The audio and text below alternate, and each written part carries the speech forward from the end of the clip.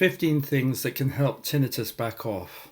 I've given a lot of information out there in little bite-sized chunks, but I want to offer a very broad and complete view as to the things that help tinnitus back off, because I often get messages saying, but how do you stop it? And so this is the longer answer. And please don't get overwhelmed with all these different things. You don't have to do them all at once, but just know all these things potentially can be of great help.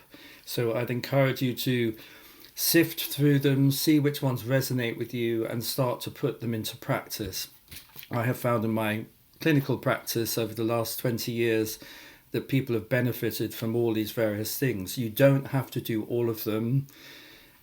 If you don't do all of them, some of them can really help you make a very good recovery. So don't feel obliged to suddenly do everything 100%, because that's not what I'm saying. All these things are strings to your bow. Everybody will need different things to help. So first of all, to understand that tinnitus is very much linked into the central nervous system, and specifically the limbic system. If you look up Pavel Yastrebov, he was a TRT consultant. He was a founder of TRT. He understood in his research that the hearing system is mediated very much by our central nervous system, how threatened or afraid we feel compared to how we're relaxed and feeling safe. And Jonathan Hazel also did a lot of really good work on this. He was the first person to put it into clinical practice, the learnings from Yastrebov in London. And the crucial thing to understand is that our hearing ramps up its sensitivity and turns into gigantic radar-like sonars, listening out for danger when we feel threatened, unsafe, ill at ease, and over-exhausted or overstimulated. When we're running on adrenaline, when we calm down and relax and feel very, very calm, safe, comfortable, cozy, safe, on top of things, at peace, there's a palpable sense of comfort in the body. Our focus is inside. We're not up and out. We're relaxed inside our skin bag of experience. It is normal for our hearing to pipe down to very small but very focused receptors that are very good at filtering out the unnecessary sound. So you can fall asleep at a party, tons of noise coming in, doesn't matter. Your mind ignores the noise, it's fine, you can sleep. But if you wake up after a nightmare, or you live with a tyrant or bullies who really leave you walking on eggshells, you can't say or do anything without having your head chopped off or being cast out, or all sorts of things, or people who are utterly innocent and you're the sole perpetrator of bad or whatever. You can get strong personality setups where you are left on tenterhooks, listening out for danger, or you've had an awful, stressful time. Your hearing in this situation becomes hyper-vigilant, hypersensitive, and you end up listening out so acutely that you're listening to the buzz of your own internal central nervous system. The internal volume can be 3 times as loud if you're stressed. So if you're very calm and relaxed, going on the London Underground or hearing a baby crying right next to you, if you're calm and relaxed, you can completely ignore it without a care in the world. Your hearing does not care. It switches off. So feeling well, calm, safe, relaxed are crucial for your ears to be able to filter out the irrelevant, unimportant information. Normally, when you're calm and relaxed, your nervous system ignores the buzz of your nervous system. We all have this buzz. We're alive. Our nervous system's full of impulses, but your hearing doesn't detect it because it doesn't need to. It's not important. And as Heller and Bergman pointed out in their brilliant research in 1965, I think it was, they put 80 people into a totally quiet room, asked them to listen out for any noise. 93% of them developed tinnitus, because in total silence they were straining to hear, and they ramped up their sensitivity and ended up hearing the buzz inside their body. So this is really useful because there's something very normal and ordinary about tinnitus, but when we're calm and relaxed, we don't bother to check up on the sound of our nervous system because it's not important. Just like you don't walk around all day long feeling your socks. You can feel them if you want to, but it's not important. You've got better things to focus on. It's only when you become terrified or threatened and the alarm bells start ringing, and then the mind really locks into this ring and you get very afraid about it, and then you create this syndrome of hyper acute hearing, focusing on the buzz, and fear, threat, messages of doom and gloom perpetuate this temporary condition. So the way out of tinnitus is this way, down, out of your head, this intense focus on hearing, mental stress, all this awfulness up here. You need to learn to reverse out of this, down into the body, and find your ground in body-based awareness. You always have a body. You can really learn to develop the feeling of your body much, much more. Most tinnitus people are heady and live up in their heads, and their focus is up and out. We've got to get you back in and down. So yoga, tai chi, baths, massages, lovemaking, stretching, all yawning, all these things that we do every day are very good for tinnitus because we take the focus off it and we start to settle the nervous system down, and that causes the activation of tinnitus to start settling. The buzzy charge of the sound comes down and the mind no longer over-focuses on it. So really important piece of advice is to start getting body work to help your nervous system settle down. So if you see a cranial sacral therapist, they will help release the buzzy charge and really drop you into a much calmer state. Or if you see a reflexologist who will massage your feet for an hour, it is blissfully relaxing. They can work with the entire nervous system through the points of the feet, and they can really help rebalance you and settle you and get the focus out of your head into the other end of your body. Any hands-on therapy that causes you to relax deeply is incredibly helpful because the focus shifts out of your head, you switch off, you feel safe, you start to settle into the body, the mind comes away from hearing, tinnitus, and your buzzy charge starts settling. The more safe and the more settled you feel, the more the alarm bells are likely to stop ringing. It doesn't matter if it's pulsatile tinnitus or screaming kettle tinnitus. It doesn't matter how it was caused, whether you had a neuroma removed, or you had a car crash, or you went to too many loud concerts. The triggers for tinnitus are endless, but the residual remaining buzzy charge in your system is very changeable, irrespective of hearing damage, whether it's loud noise or whatever. It really is changeable. I've never met a kind of tinnitus that can't be changed, and I've worked with over 800 people over the last 20 years. Body practice is really important because most people with tinnitus haven't yet learnt how to self-soothe, and they haven't yet learnt not to hang out in the catastrophizing mind, worries, anxieties.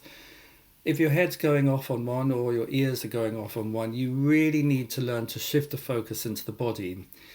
Learning practices where you can get onto the floor, do them, and half an hour later you feel much calmer and more relaxed is incredibly good for you. It's good for you to know that you can settle yourself down. Most people haven't yet learnt to self-soothe. Learn to do this with yoga, tai chi, relaxing, calming practices. Then this is really going to help. what you're aiming for is safety, feeling calm, safe and relaxed, settled, at home in the body, at home in well-being. That causes your nervous system's alarm bells to stop ringing, literally. Please avoid negativity and stress. It is devastating going online and reading just the negative tales of doom and gloom. The people who used to have tinnitus have got better. Loads of people go through phases of tinnitus and make a complete recovery. This is just the way it is. If you go online, you only see stuck people in clumps of negativity. It's quite rare for people to say, oh, hi, I used to have tinnitus. This is how you stop it. There are a few people doing this, but most people will just move on once they've got better. What you need to be very careful of is getting together in negative clumps of stressful thinking or bullying. Oh, that's nonsense. Oh, you mustn't think like that.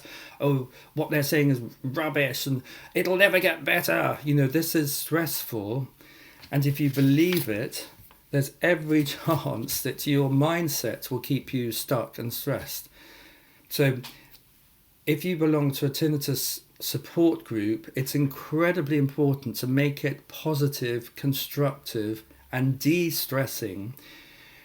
It's useful to feel a sense of community and help and support and to learn from each other as long as you're going in the right direction.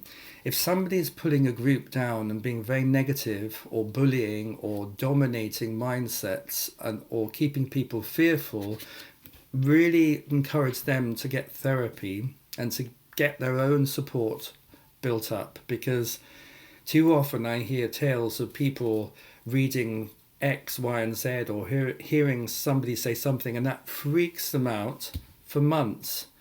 And, tinnitus is very stress related.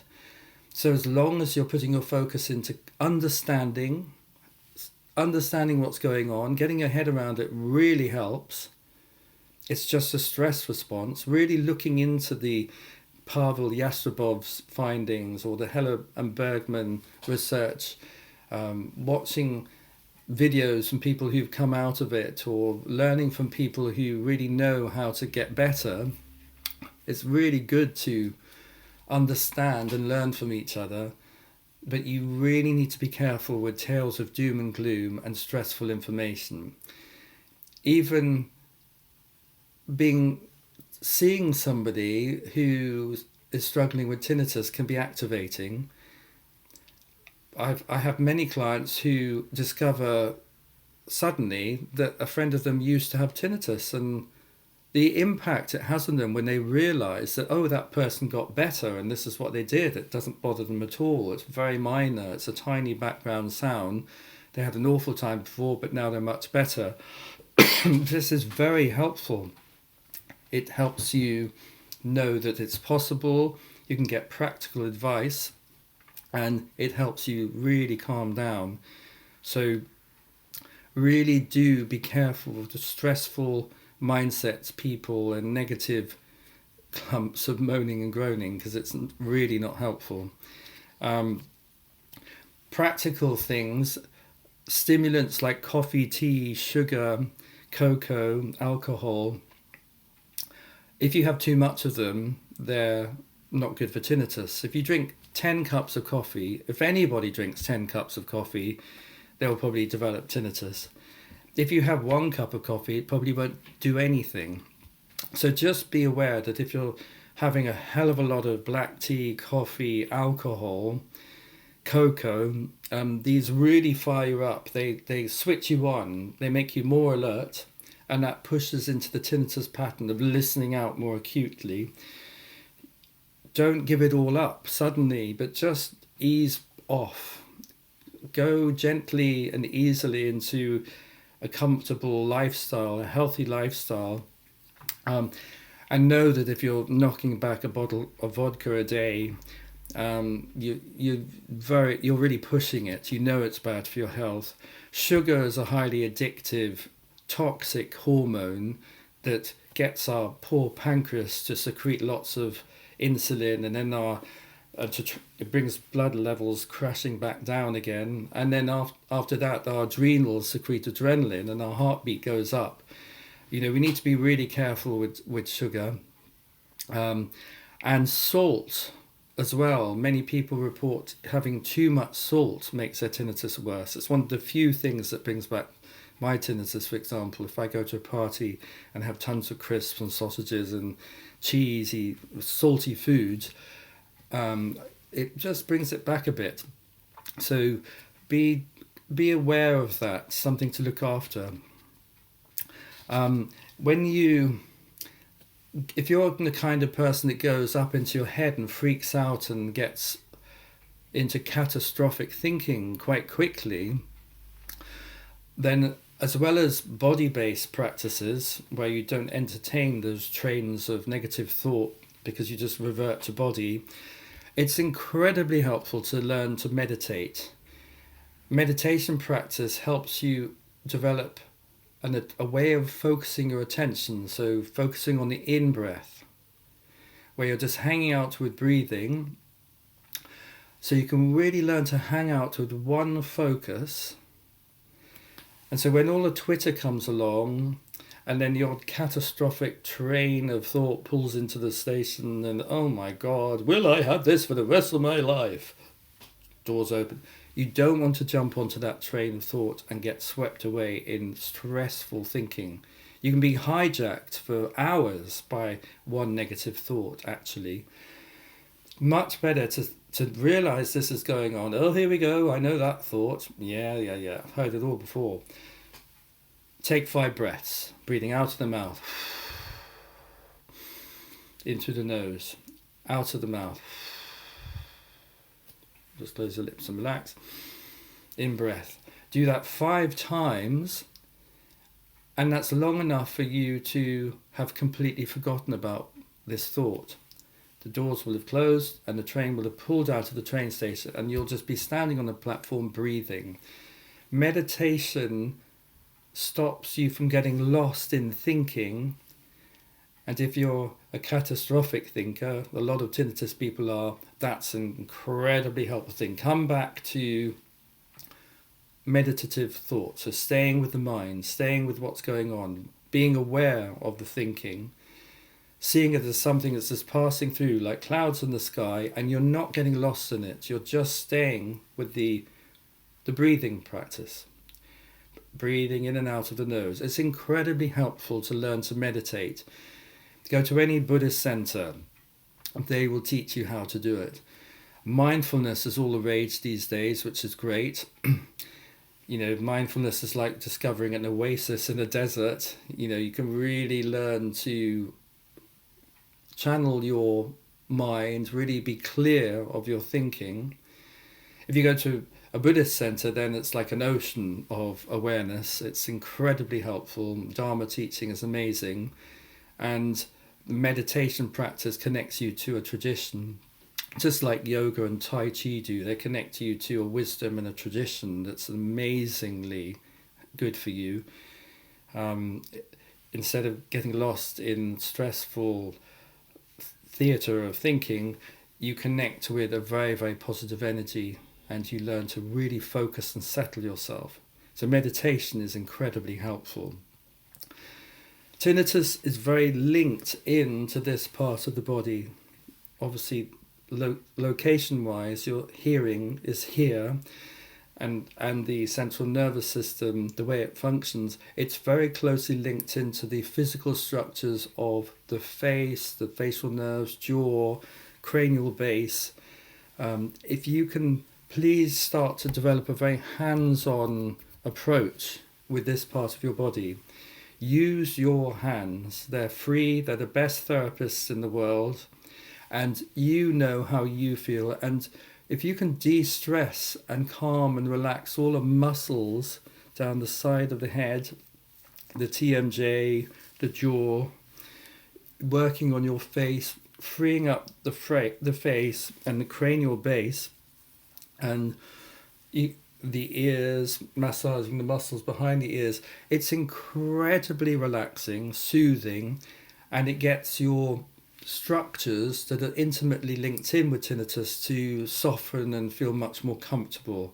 So watch the videos on how to massage the face, the jaw, the cranial base, the ears. Have any good hands-on therapist work a lot in this area. It's incredibly beneficial.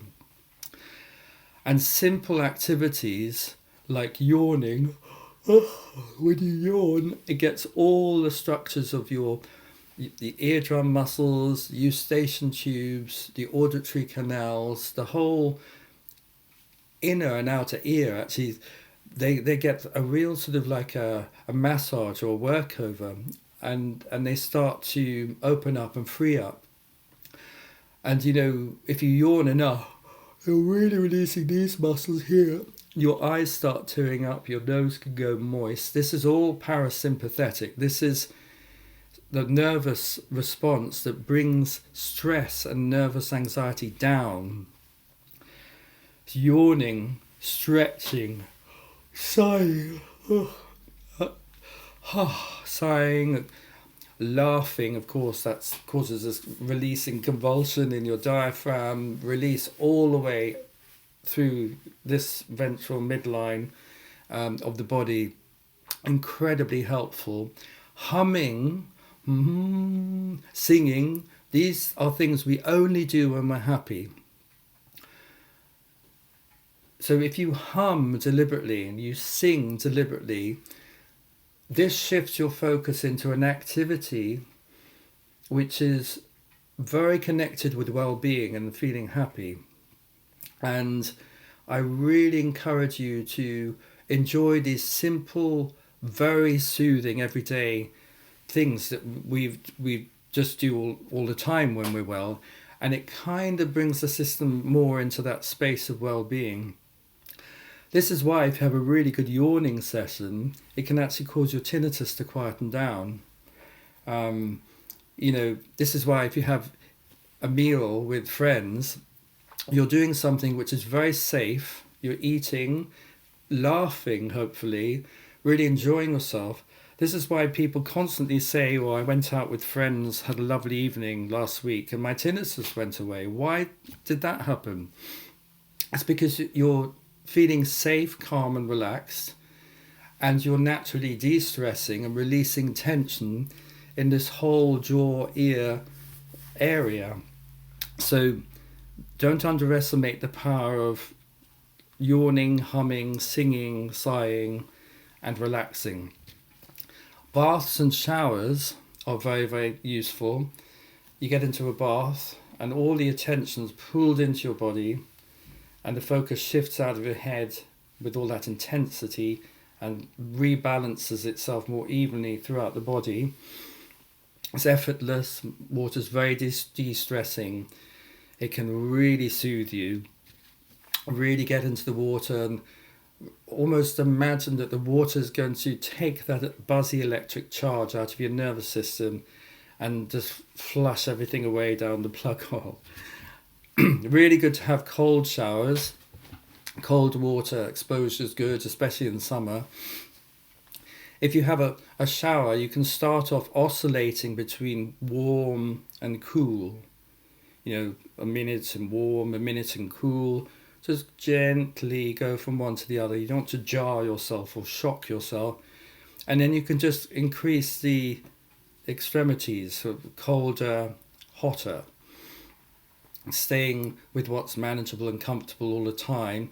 But actually that gets your whole system to kind of close up and open up. It's kind of like a bit of a lymphatic massage, and the whole body responds very specifically, very viscerally to change of temperature in the water. It's very grounding, very soothing. And cold water, if you have longer periods of exposure to cold water, it's very anti-inflammatory and very settling for the nervous system. It's a real tonic. You can feel good for hours after swimming in a cold lake or a cold waterfall. Water's incredibly helpful, healing and soothing. Everyday activities like slow walking, instead of being on autopilot and all the twitter and mentalness in your head dominating, if you walk slowly, Suddenly you're placing your body and you're very in touch with the physical experience of how you are inside your skin bag. The body helps switch the head off. Body awareness gets the Twitter and all. It helps get you out of all the nonsense up here and really reconnects you to just very simple feet on the ground, body postures and movements. It's incredibly good for you to just walk slowly and just to connect with the body. It takes you out of that accelerated mental and puts you into the calmer, slower, more grounded physical. Fasting is very good. I really recommend easing into it very gently. Check with your doctor first. Most people are fine. There are certain conditions where you might need to be careful, but containing your food to eating within 8-hour windows is very good for people who are adults, so sort of over they've over 30 years old. Their body is fully developed, and it gives you plenty of downtime for your digestion to just rest and repair every day.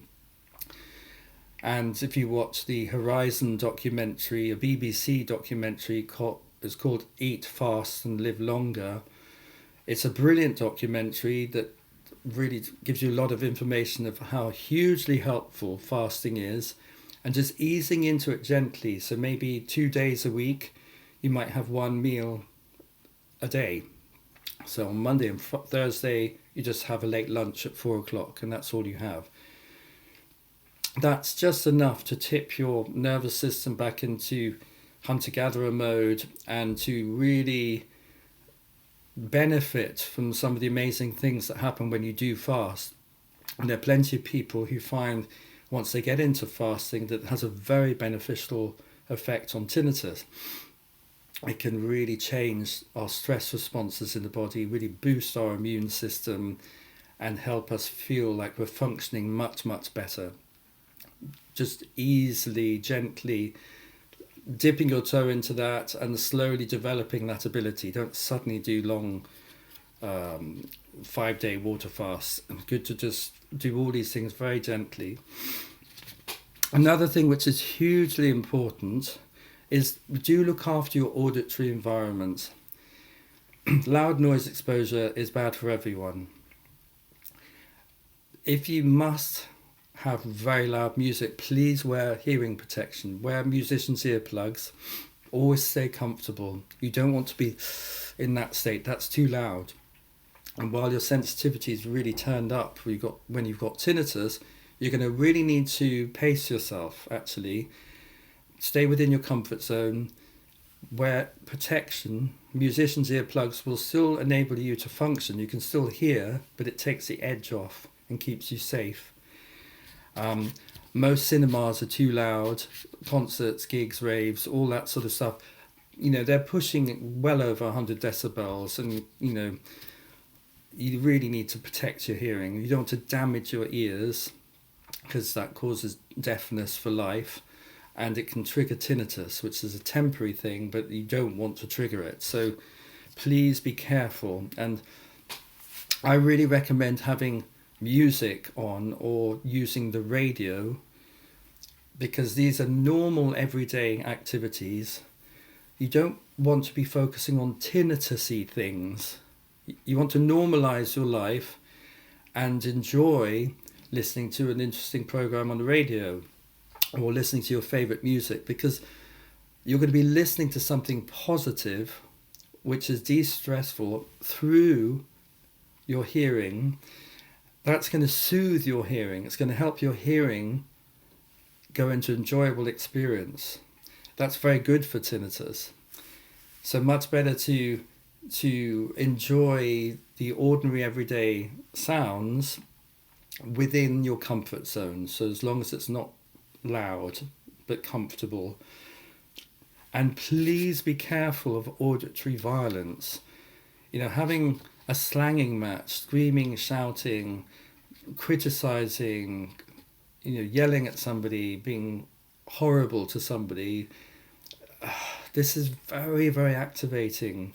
It all comes flooding in through our ears. So if you're in an argumentative relationship or in your family dynamic, people really yell at each other, you're going to need to just back off and say stop. And you're going to need to tell people that when you say stop, they must stop. They must respect you saying no, stop. If they don't, and it keeps on coming, then that spills into abuse.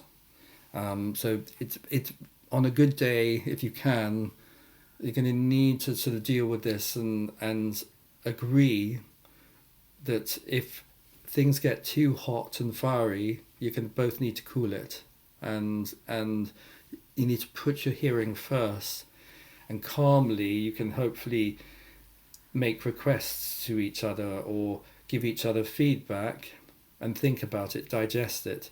But flying into reactivity is too much.